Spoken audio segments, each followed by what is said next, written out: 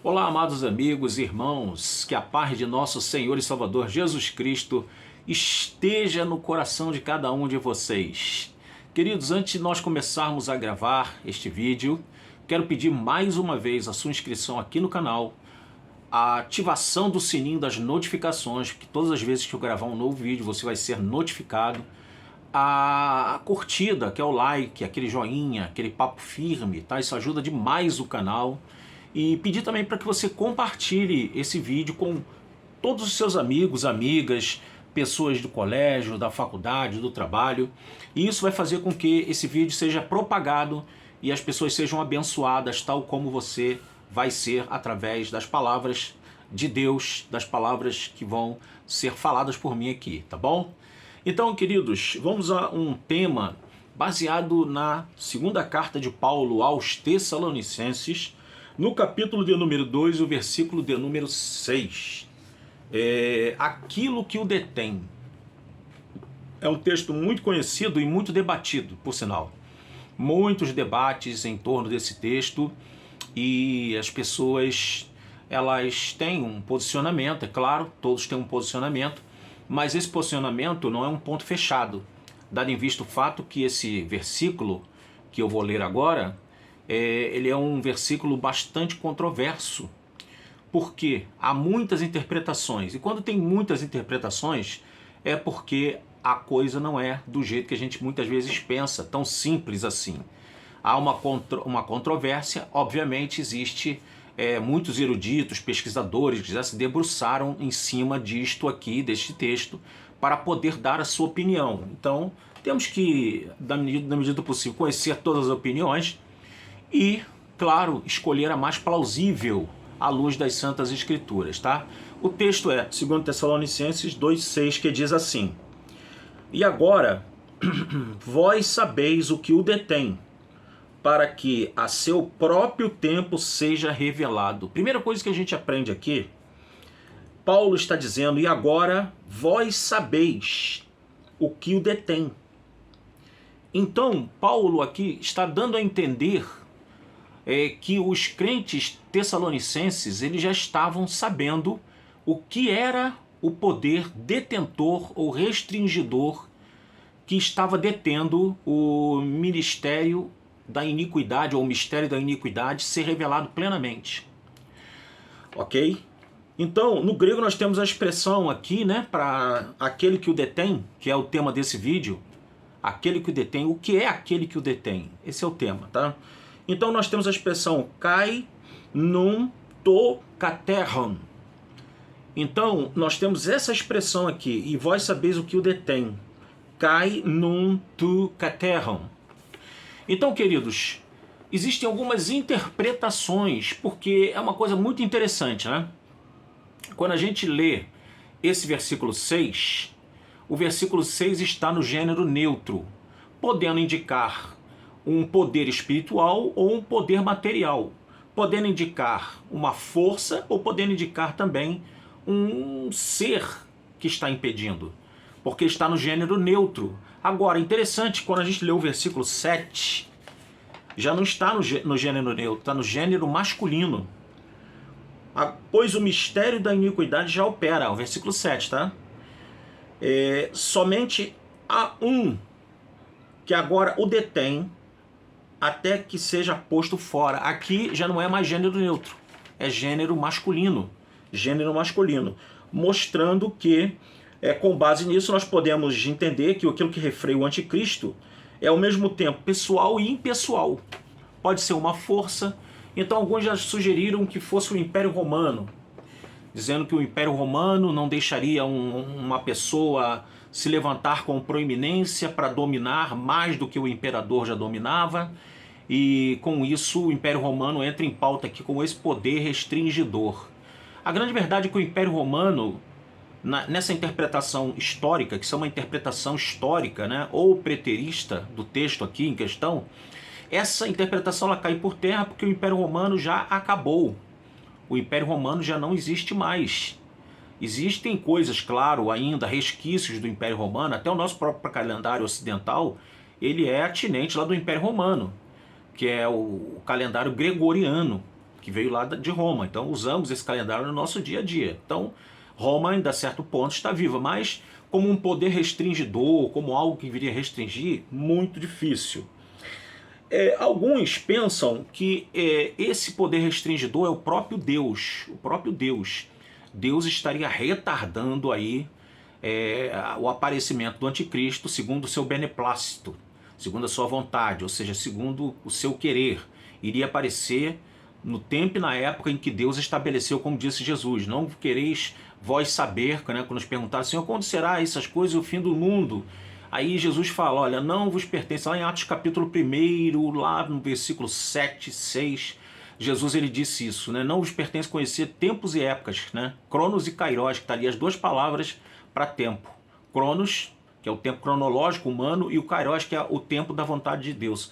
Não vos pertence conhecer tempos e épocas que o Pai estabeleceu pelo seu próprio poder. Então, o Pai, ele entra nesse cenário de interpretação como um poder restringidor, tá? Uma outra coisa,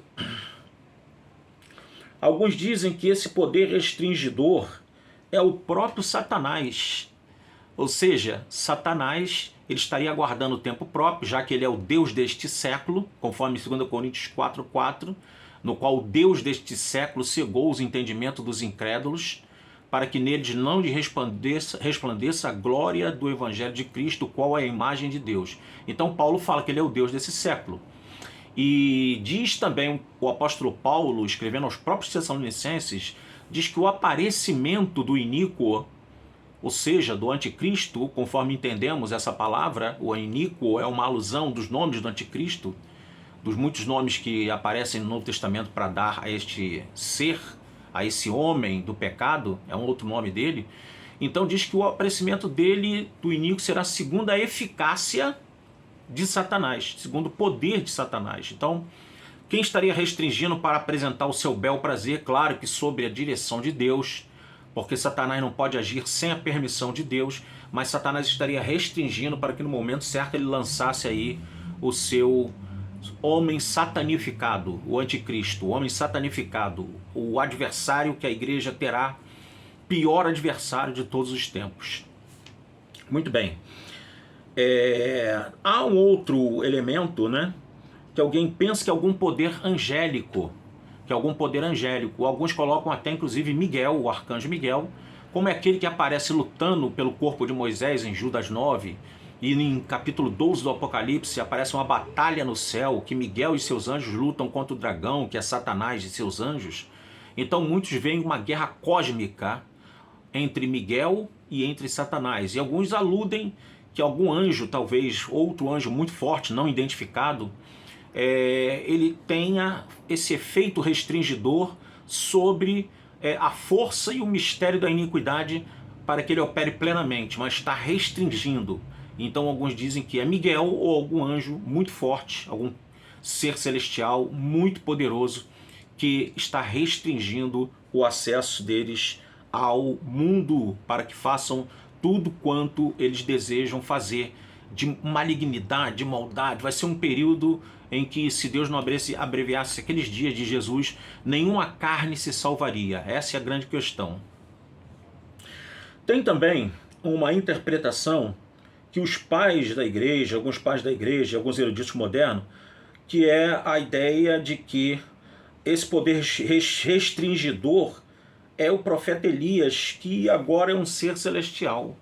Então diz que Elias, como era um opositor das forças do mal na sua época, um homem que se levantou contra a idolatria, um homem que tinha dotação de Deus espiritual e sobrenatural para poder restringir ali o mal naquela época, e Deus ali poderia levantar o profeta Elias também no fim dos tempos para ser esse restringidor. Uns dizem que também esse poder restringidor ele é a Igreja Católica.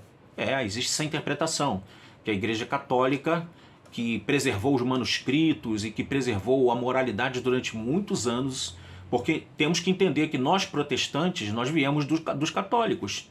Afinal de contas, Martinho Lutero, ele foi monge dominicano, então ele foi católico, ele foi um homem muito piedoso, inclusive na Igreja Católica.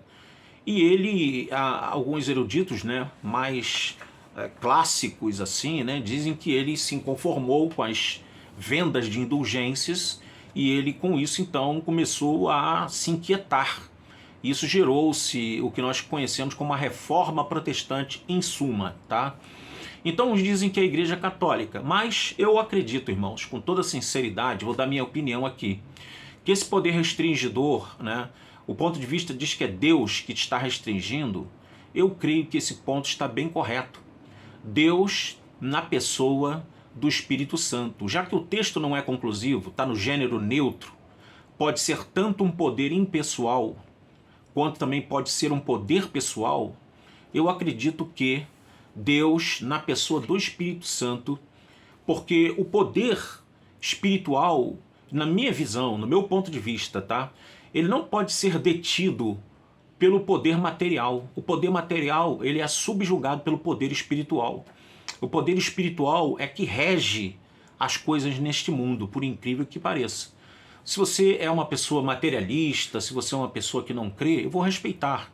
Se você é uma pessoa que não tem esses princípios de acreditar que existem forças sobrenaturais, espirituais, o apóstolo Paulo fala sobre isso. E eu acredito muito no que Paulo diz. Lá em Efésios capítulo 6, Paulo fala exatamente sobre isso, que nós, cristãos, devemos tomar a armadura de Deus, porque este mundo tenebroso, ele está governado por principados e potestades, e nós temos uma guerra muito intensa contra os tais.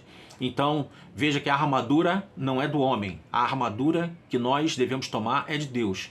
Então, aquele que o detém, na minha visão, né, ainda que aqui no grego esteja kainun to katerron, então está no gênero neutro, mas lá no versículo 7, conforme eu disse e repito, está no gênero masculino, ou seja, alguma coisa que pode ser pessoal, no sentido de pessoalidade ou no sentido de força poderosa, restringidora desse ser, né? Está dizendo lá, pois o mistério da iniquidade já opera, somente há um que agora o detém até que seja posto fora. Então, o mistério da iniquidade já está operando, mas tem alguma coisa que está restringindo. E eu não vejo outro poder restringidor senão o do Espírito Santo. Dei essas outras interpretações, é claro, porque são as interpretações que são recorrentes quando há assim, uma discussão sobre esse texto.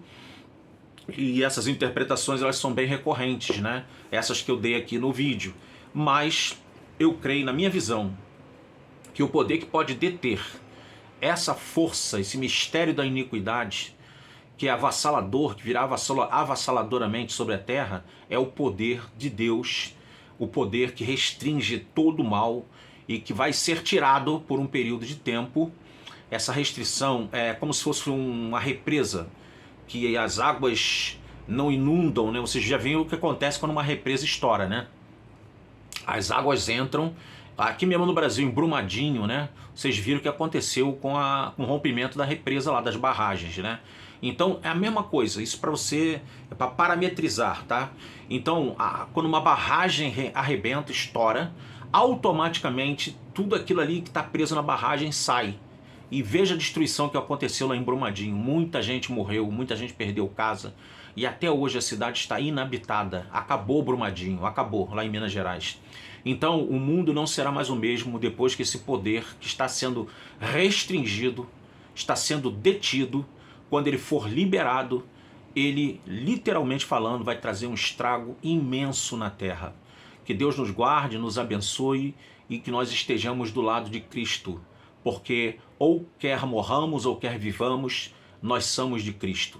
Ou se vamos ser arrebatados pré-tribulacionalmente, conforme é o que crê, né? Muitos dos meus irmãos, bons intérpretes, por sinal, conheço muitos bons professores eruditos, conhecedores bem do grego, eles defendem que o Espírito Santo é o restringidor e automaticamente ele vai levar a igreja com ele, porque a igreja também, usada pelo Espírito Santo, é um elemento restringidor da maldade no mundo. O mundo estaria bem pior se a igreja não estivesse aqui. Isso é uma grande realidade. Mesmo você que é pós-tribulacionista, ou quem é pós-tribulacionista, há de concordar que a igreja, ela santificada por Deus, ela faz muita diferença nesta terra. Amém? Que Deus então abençoe e vamos orar. Bendito e eterno Deus, Pai do nosso Senhor e Salvador Jesus Cristo, muito obrigado, Deus, pela gravação de mais esse vídeo, que eu creio que será abençoador na vida dos teus filhos e filhas. Toma nas tuas mãos a cada um que vai ouvir esse vídeo, e que eles possam divulgar essa palavra nos 4 cantos da terra, Senhor. Muito obrigado por tudo. Abençoa cada um e suas famílias, respectivamente representadas neles que vão ver esse vídeo. E os que vão se inscrever, abençoa, Senhor. Traz inscritos para o canal, a fim de que nós possamos ter mais recursos para aprimorar mais ainda aqui, ó Deus, o nosso trabalho. Em nome de Jesus, pedimos e agradecemos. Amém. Queridos, que Deus abençoe você, que a sua vida seja cada dia colocada na palma das mãos do Senhor. Shalom.